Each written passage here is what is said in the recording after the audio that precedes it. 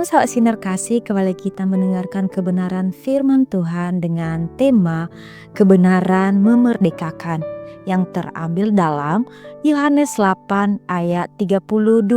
Beginilah firman Tuhan, dan kamu akan mengetahui kebenaran dan kebenaran itu akan memerdekakan kamu. Sahabat sinar kasih, di masa yang serba modern ini, krisis identitas sering terjadi di berbagai usia, terutama pada masa transisi, baik itu pada usia remaja, dewasa, dan pernikahan, pekerjaan, kepemimpinan, dan bahkan sampai pada hal keyakinan atau agama. Banyak orang mulai mencari kebenaran dengan caranya sendiri. Ada yang datang ke pendeta yang dianggap penuh urapan Roh Kudus, ada yang datang ke orang pintar, ada juga yang datang ke dukun. Namun hasilnya tetap tidak sesuai harapan dan gagal. Sahabat sinar kasih, firman Tuhan mengingatkan kita untuk mencari sang sumber kebenaran yang sejati, yaitu Allah sendiri dan firman-Nya. Jangan justru mencari jawaban tentang jati diri, tentang keyakinan, tentang pernikahan, dan lain-lain melalui berbagai media massa yang belum tentu benar. Pada akhirnya bisa membuat kita stres, bahkan depresi karena tidak menemukan kebenaran yang sejati. Injil Yohanes 8 ayat 31 sampai 32 mengatakan, "Jikalau kamu tetap dalam firman-Ku, kamu adalah murid-Ku, dan kamu akan mengetahui kebenaran, dan kebenaran itu akan memerdekakan kamu."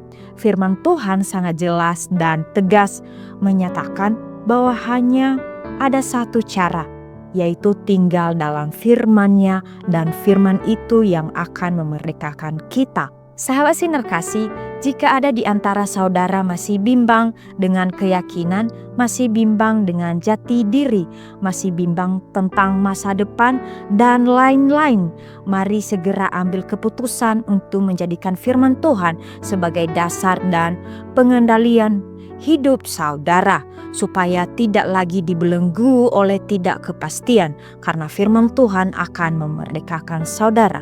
Tuhan Yesus memberkati. Kebenaran-Mu di batinku, ku simpan perkataan-Mu,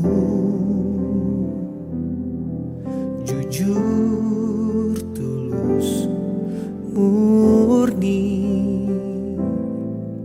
Pertolonganku ialah dari Tuhan yang menjadikan langit dan bumi.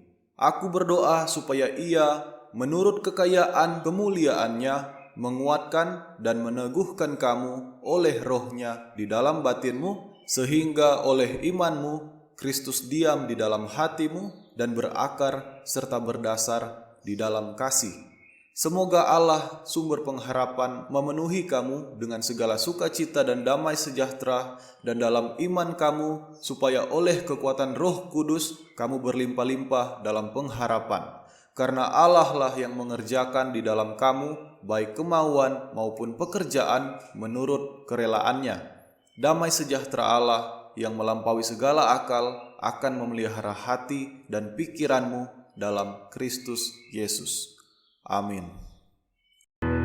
Ku datang padamu, Bapa terang, apa adanya,